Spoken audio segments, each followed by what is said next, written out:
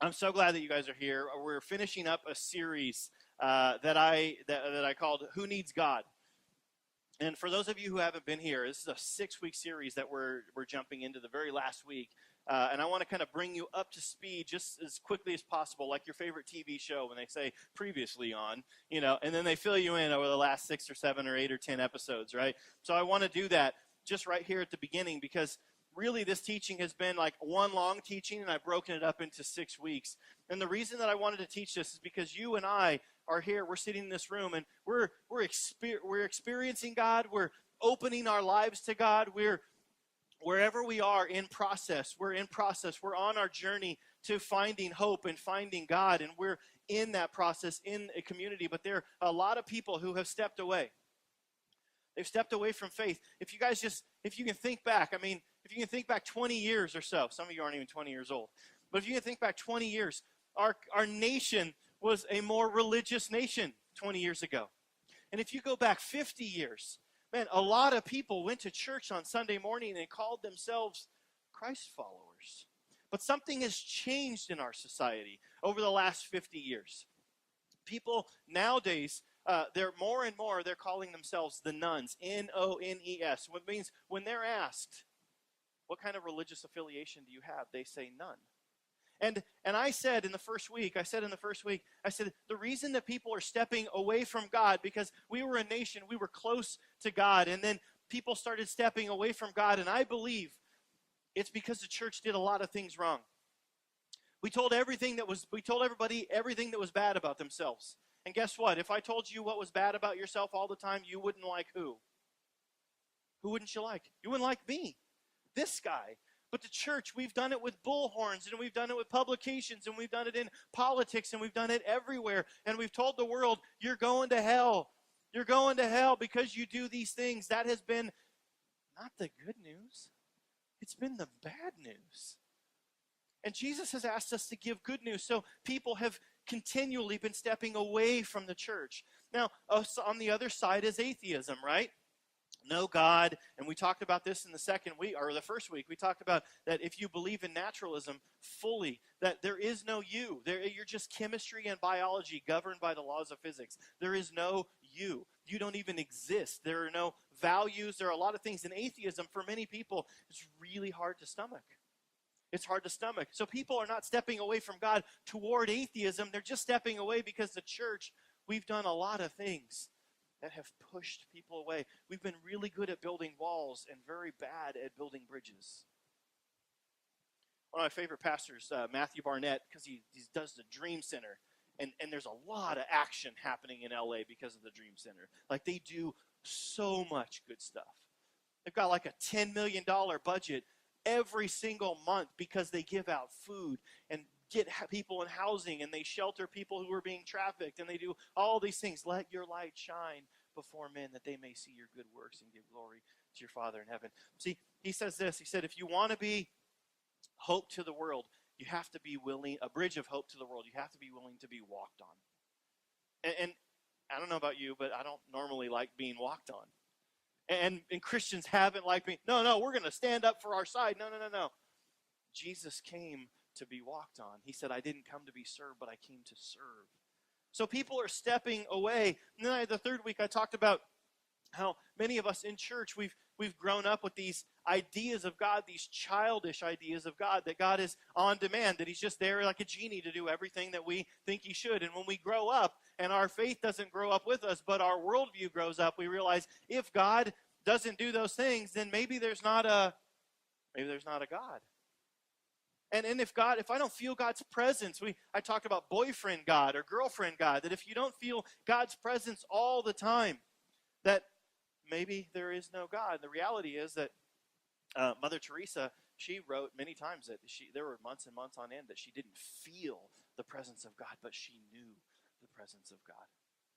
And we talked about that in the second week. And then last week I talked about, or 2 weeks ago, I talked about if these other gods are not there, then what is the God? Who is this God that we serve? And Jesus came. And the Bible tells us that in Jesus we saw the most clear understanding of who God is. And Jesus said that God is spirit. He's not male. He's not female. He's spirit. And we call him Father, not like your earthly father, a better version of your earthly father, but the perfection of the word Father, which is something that's really hard for some of us to wrestle with because we haven't had good dads. I mean, we haven't had good parents at all. But he says that God is spirit and God is Father, all loving, all caring, all providing. It's the best interpretation we can have of who this God is. And then the last one, and this changed the whole world. It stood the world on its end. Nobody at that time when John wrote in the book of John that God is spirit, God is Father, and God is love.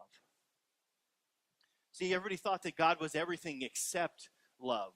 That God was there to spite you and smite you and do everything. But it wasn't that God was love. And the reality is that as Christians, in a world of people who are taking a step away from God, we have to embody the God of love.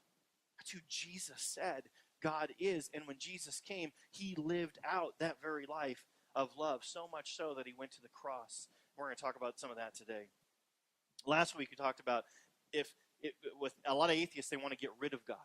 They want to say, you know what, if God was gone, then there would be no war in the world, no religion, there would be peace, right? The reality is it's untrue. I even read a quote from Stephen Hawking, the guy who has ALS. He's in a chair which speaks through a machine. And he said, look, this is really unappealing to me, but essentially what he said is if we don't figure out as a species how to go to other planets, then we will destroy ourselves because we will continue to fight and fight and fight. So the reality is if God's gone, and what we talked about last week, is if the God of love is gone, then justice is gone. Like when God leaves the room, then justice leaves the room because God is just in everything that he does. So as we wrap this up, we took off about 8 weeks ago because we've had a couple of serve weeks in there and stuff like that. That was a lot of fun. But as we took this plane off, I want to bring it down. I want to land it again this week. I want to talk about it. I'm answering this question, hopefully, who needs God?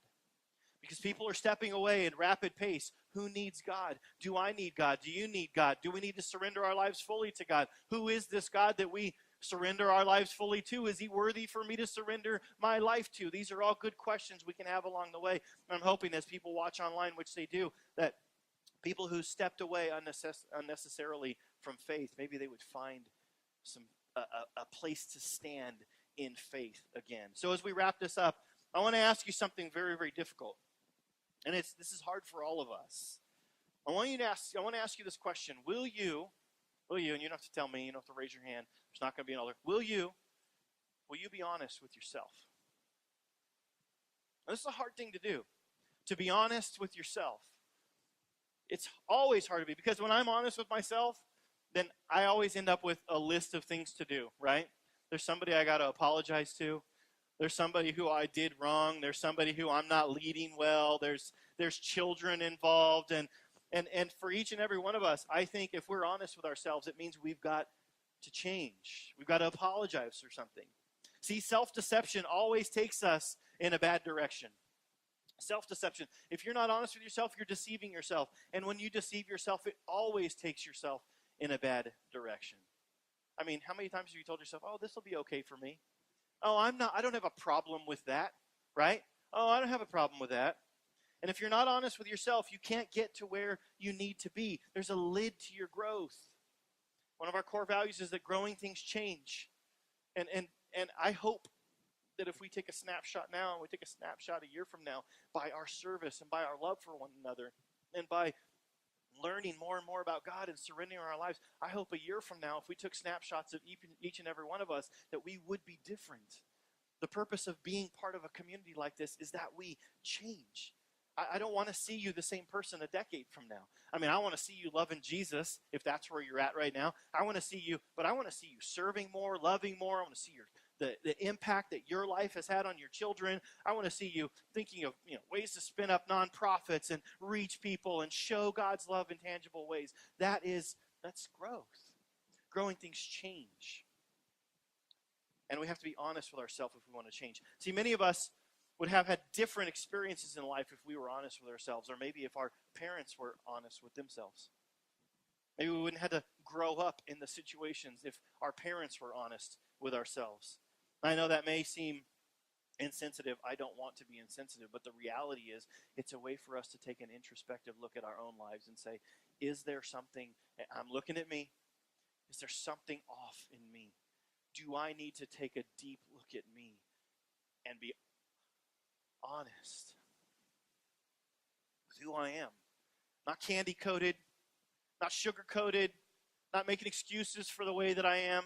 Oh, I'm just grumpy in the morning. No. You're grumpy all the time. I don't know you particularly. Yeah, I'm just grumpy till I get my coffee. No, you're grumpy when you have your coffee. You just have bad breath when you're grumpy. But if we're just honest with ourselves, we can know how to make the changes that change our life and impact everybody around us. So there's this book. It's called The Mind and the Cosmos. It's written by an author, Thomas Nagel. He's an atheist. He teaches at New York University.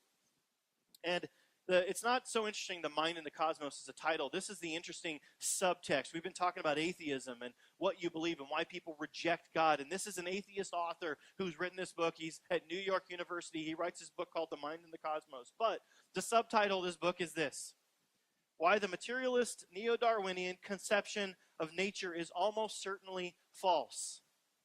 He's saying basically that all that we believe in as scientists and atheists, he said, why it's almost certainly false, these things that we believe. And that's really interesting. He argues that in the atheist community, they've done the same thing that Christians often do, and they created a God of the gaps on their own. Like, many people, have you ever heard somebody just say, if we don't understand it and we're Christians and we don't understand how it works, we say, oh, it's just a God thing, right? Oh, God did it. And for a lot of people, that may very well be true, but for a lot of people, that doesn't answer the question that people are trying to they want to answer to so they can take a step towards faith. So we make these excuses up. And what he's saying is that on the other side, atheists have done essentially the same thing. And in another book, The Last Word, that Thomas Nagel wrote, he wrote this. He said, and this is, I'm talking about being honest. That being honest with yourself. As an atheist, this is crazy. Now, I've never heard another atheist write this in a book. And he writes this in the book, The Last Word. He says, the reality is, I want atheism to be true. And I'm made uneasy by the fact that some of the most intelligent and well-informed people I know are religious believers. It isn't just that I don't believe in God and naturally hope that I'm right in my belief. It's that I hope there is no God. I don't want there to be a God. I don't want the universe to be like that. I don't want there to be God. I don't want the universe to be like that. And most all the time, we believe, this is the reality of you and I and Thomas Nagel, the reality is that we believe what we want to believe.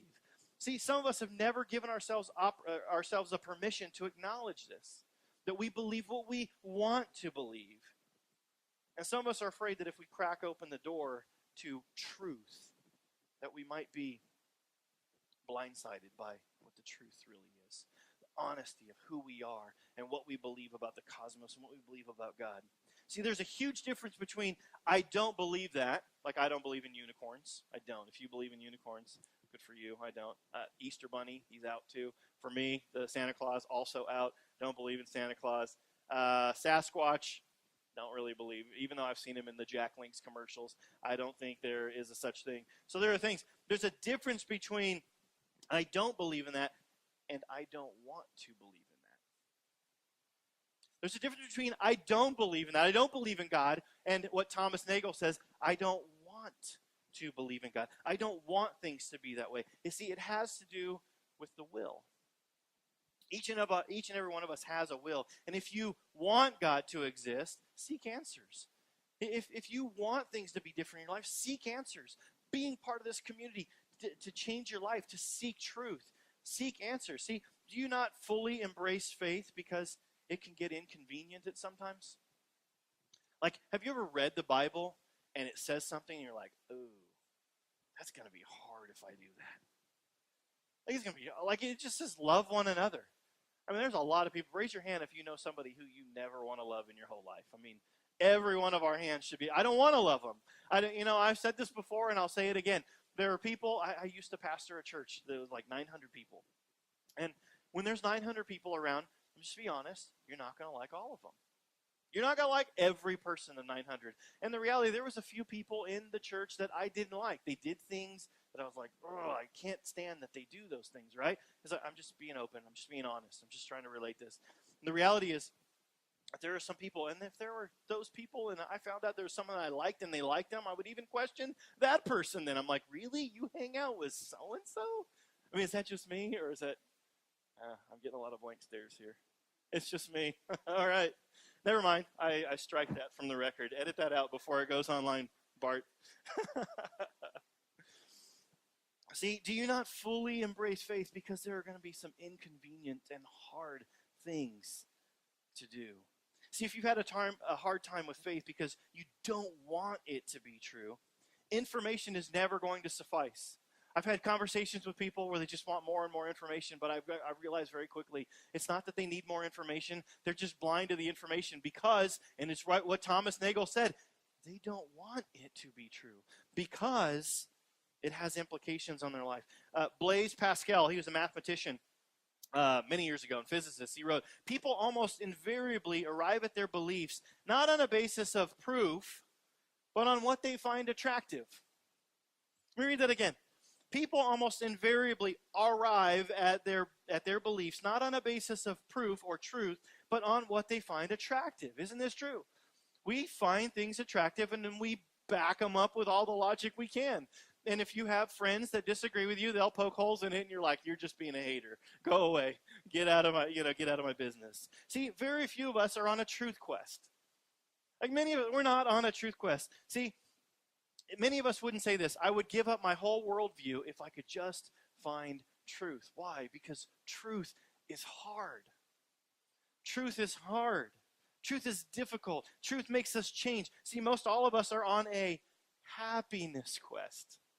Just like water, they say that water finds the least path of resistance on its way down. It'll find the lowest point and it'll get there the easiest way possible. And just like water, many of us are exactly the same way. You know why people take shortcuts? Because it's easier. We're on a happiness quest. To do it the right way is what? Hard, not happy. Each and every one of us, we're on a happiness quest. St. Augustine said this, we love the truth when it enlightens us. We hate the truth when it convicts us. Anybody there? We love the truth when it enlightens us. We're like, wow, that's brilliant. But if the truth says something bad or wrong or we're in the wrong, then we're like, whatever, that's not truth. That's your truth, but that's not the truth. Let me tell you my truth. See, we all know this when we're arguing with people. You ever argue with a spouse? You ever argue? Were you ever a kid and you argued with your parents? Like, my son does this. He's really, he should be a lawyer someday because he will argue to the death of him. And he'll know, I know he knows because I can see it in his eyes. He'll be in the middle of a conversation and I will present to him the truth and he'll realize the truth and he just continues, what? Arguing. If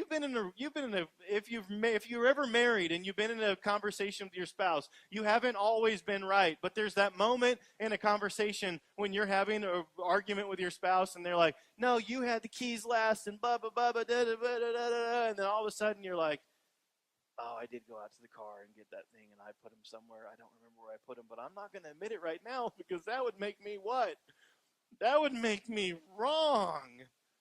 I would be wrong. See, it's not about being right or wrong, the truth, or having the truth. It's about what? Winning. Because winning makes us happy.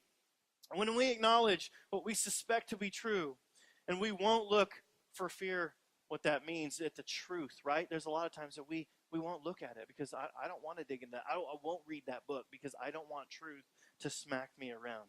You know what that means? It means there is more to this than what we've been willing to acknowledge. What is that in us? Why is it that we're so opposed to truth? Why is it that we push it away? What is it that causes us not to look for fear of what we might see in our own lives if we're honest with ourselves? So let me ask you this. If you're online, because people watch this online, if you've stepped away from faith or you've kept you've kept God at arm's length, is it that if there's God, you're guilty? Is it that if there's God, could it be that there are things in your life that you're ashamed of? That you don't want to admit to yourself, because if you had to admit it, that means you got to apologize to somebody, or you got to understand that you were wrong.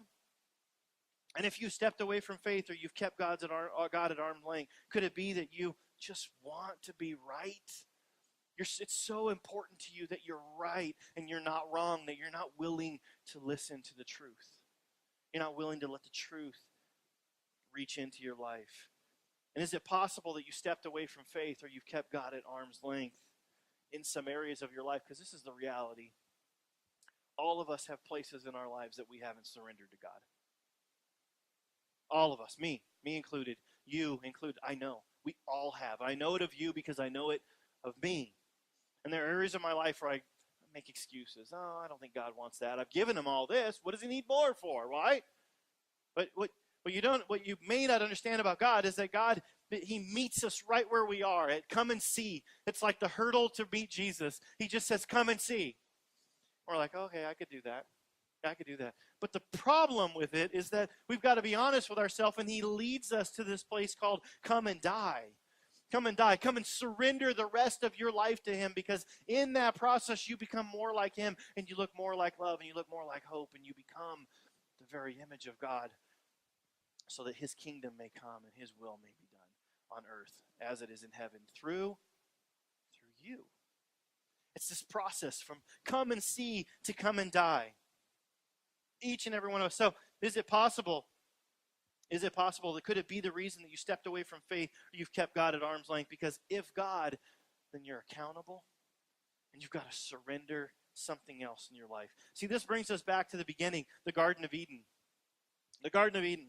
See, I don't know what you believe about the Garden of Eden. If you're online, if you're watching this, if you're atheist, or you're intrigued by faith, or if you're here and you surrendered your life fully to God, I don't know where you are on that spectrum, so I'll say it this way. I don't know what you believe about the Garden of Eden, whether it's a literal truth or you think it's allegory. At this point, it doesn't really matter to me in this moment. I want to talk about this, though. See, if God, we didn't need, but in that moment, the story is so important to our lives, because in that moment we were saying, God, we don't need you. Adam and Eve were saying, God, we don't need you. Who needs God? And Adam and Eve were saying, not us, right? We don't need you, God. Even though he had provided everything for them, he gave them everything, a place to stay, everything they could possibly want. And when they said, do you want God? Do you need God? They said, no, we want more, and we don't need God. We don't need you. See, there's this illusion there of autonomy, that we can do this thing without God, right? Oh, I got this. Anybody ever said that? I have so many friends, like, they got a project, and they're like, oh, I got this. And I'm like, yeah, you need my help. Yeah, you need someone's help. Yeah, I got this. See, there's an illusion of autonomy. We can make our own choices, but this always leads to regret. When we make our own choices aside from God, and we do things our way, not his way, it always leads to regret. Unaccountable always makes regretful decisions. See, we don't want to be accountable to God. We want to have our own autonomy. We want to say, who needs God? Not me, not us, not all. But when we do that, we make regretful decisions. The flip side is this. If you turn toward God, if you admit God, you have to, and this is a big word, submit to God. See, the problem with God being out there, for Thomas Nagel, for a God being out there, because if he admits God, he's got to submit to God, and people don't want to submit to God. If there is a God, then you will be held accountable, and we don't want to be held accountable. How many like being held accountable? Yeah, nobody, right? There are people who won't take responsibility because they don't want to be held accountable if it goes bad. No, I'm not doing that. I don't want to be a manager. We'll pay you twice as much. I don't want to do that, because when it goes bad, and I know it will, because I know me, I don't want to be held accountable. What is it in us that we resist the things that are good for us? See, if you admit God, you have to submit to God. So we live these loud, busy lives until God gets our attention. Another thing we have to admit is, if God, then it's a big W word. It doesn't sound like a W word. If God, I'm wrong.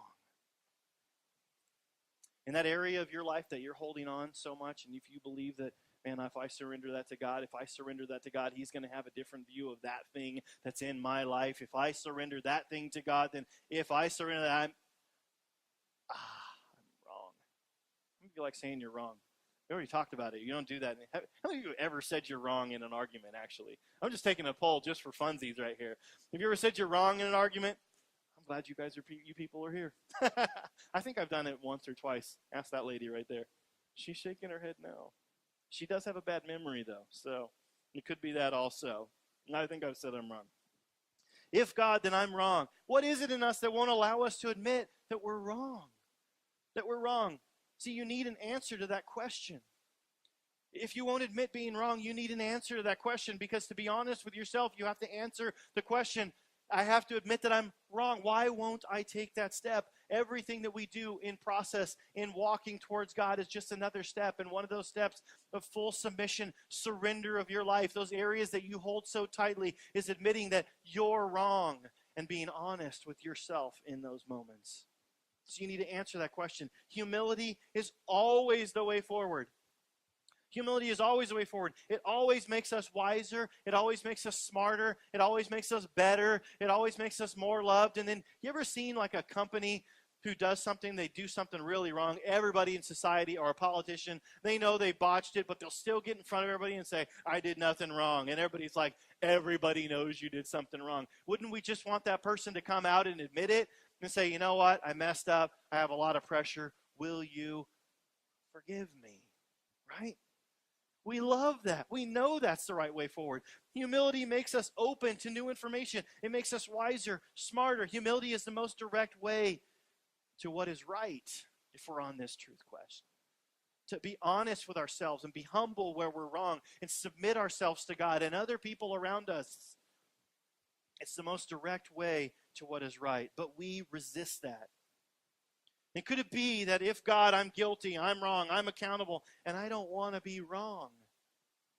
See, we're landing this plane, right? This is why people step away from God. This is why people step away from Christianity. This is why people won't surrender their life, because they don't want to submit their life to God. Could it be that if God, I'm guilty, I'm wrong, I'm accountable, and I don't want to be wrong, so I'm just going to stick to my arguments? I'm just going to stick to my arguments. See, these aren't even arguments for or against anything. Atheists will say these are arguments against God. They're not arguments. It's just a response. Whether you resist what God is calling you to or you resist God altogether, it's just a response to who God is. These are all responses to God, not arguments against God. And that's what we've been talking about. Is there a God? If so, what's he like? How do I know him? What's this thing about? If God leaves, what's wrong with this world? And we're answering those questions. And the reality is that people will just push God away because they don't want to be wrong. They don't want to surrender their lives. But these are not arguments. They're just responses to knowing the truth and not being willing to surrender to it. So if you're honest, that big word again. So if you're honest, isn't it true that your arguments to not believe God or fully surrender to God, they came second? They came second, right? You know that it's the truth. They came after you already knew, right? You know that there's a God, but these are just arguments. They're just responses because you have nothing else to do except to harden yourself and say, no, I'm still right. I'm still right in this situation. See, first came the decision that you didn't want to believe or follow fully, and then secondly was that you have these responses towards God. And this brings us to the good news. The good news about this whole series, the good news about life, the good news about everything. And when we acknowledge that the issue is our resistance, not God's existence, you have stepped into the middle of this epic narrative. This story that spans time. This epic narrative of God pursuing relationship with a rebel race of people that he made from the very beginning that broke relationship with God. You find yourselves in this stream with everybody else who's ever walked the face of the earth. This is the good news. See, this isn't about science. It's not about God's existence. It's about our resistance to God. Either that he's there or that we're going. And once you surrender You're in the stream of humanity that has struggled with this from the very beginning of time. See, this puts you right where you need to be. When you're honest with yourself and you say, you know what, I'm willing to put myself in the stream of the good news. See, if Jesus is correct, your rebellion and your sin becomes the platform for God to demonstrate his love for you. Your rebellion and your sin becomes the platform for God to demonstrate his love for you. Romans 5:8 says this, but God demonstrates his own love for us in this. While we were still sinners, Christ died for us. This is the good news. That while we were still sinners, Christ died for us. The new atheists ask, why did Jesus have to die? Why couldn't Jesus just forgive us all? Why did he have to die? Why did there have to be death and suffering? Because God wanted to enter into relationship with you and I. And whenever there's relationship, there has to be sacrifice. Have you ever been in a relationship? Raise your hand. Get your hands up there. Have you ever sacrificed in a relationship? Every single one you're in. If it's a friendship, hey, I ran out of gas. Who's getting in their car with a gas can to go pick up gas and bring them gas? You are. You sacrificed. Hey, you're in a relationship with a spouse. Hey, you surrender and you give in that. You give in those relationships. Each and every one of us do. See, we surrender all the time in these relationships. And if Jesus is right, then God demonstrates it through that. Wherever there's relationship, there has to be sacrifice. You have kids? Janie and I, my wife and I, we sacrifice like all of our time for these kids. Like we had time before, there was like BC, before children, where we had time where we like dated each other and gazed into each other's eyes and we kissed and did all that yucky stuff that our kids don't like, right? But and then kids came, and then what happened? Cleaning dishes, making food, changing diapers, making bed, cleaning laundry again because they dirtied again, cleaning floors, doing all these things. Because in relationship with children, in relationship with one another, where there is relationship, guys, there is sacrifice. And God didn't want us to be automatons. He wanted us to be people in relationship with him. And the reason he had to sacrifice is because he wanted relationship. God demonstrates his love for you in relationship. Every offense requires forgiveness. This is why Jesus is the perfect narrative. He demonstrates his forgiveness and restitution. Like he forgives us and makes a way forward for us to have life and have godliness and have love and happiness and all these things that we desire. He provides a way for that when we surrender to him. That's why Jesus is the perfect narrative. See, when we rebel, what's broken? When we rebel against God, when we say there is no God, when we rebel against God, we won't surrender part of our life. What's broken? Relationship. Relationship. And Jesus came to mend all of that. If there is God, there is an explanation for the oughts in life. These things that would keep people away from God. There's an explanation for that. If God, there is truth, morality. There's a basis for justice. If God, there is forgiveness. If God, there is value. And if the question is who wants God? Who wants God? The question for the series is who needs God? If the question was who wants God, the reality of our lives is that at some point in our lives, nobody wants God. There's a point in your life when you didn't want God. You didn't want him to be real. You didn't want him in your business. You didn't want him there. But if the question is who needs God, and that's where we're landing today, we all do. If the question is who needs God, we all do. Each and every one of us need to surrender our lives more fully. We need to realize that our arguments against God, they're not about his existence. They're just about our surrender and our submission. So if you know somebody who's stepped away from faith, I want them to watch this series. I want them to connect with that. If there's somebody, I want you to have a conversation with them. I want you to bridge that gap in relationship. I want you to sacrifice for them. I want you to show God's love, because if the question is who needs God, we all do. Would you guys bow your heads? Heavenly Father, thank you for putting us in this time, in this generation where people are stepping away from you unnecessarily, but that we get to be the church that goes out and shows them and demonstrates your love for them. We demonstrate by acts of service and laying our lives down in sacrificial love towards a world who is saying there is no God, and if there is a God, I don't like him because he's mean. Thank you for letting us be a part of your kingdom who gets to build bridges and not walls. I thank you for the opportunities for us to serve your children and give them gift boxes and serve them for Safe Harvest and serve our friends down in this community down at the beach with cleanups and serve food and all the things that we get to do. Father, thank you for letting us do that. And we pray that as we do that, as we let our light shine and we do good works, that they would see you in that moment, that their hearts would be softened towards you, that they would surrender their life to you, that they would see the existence of you, and that what you needed to do, you did it because you wanted relationship with us.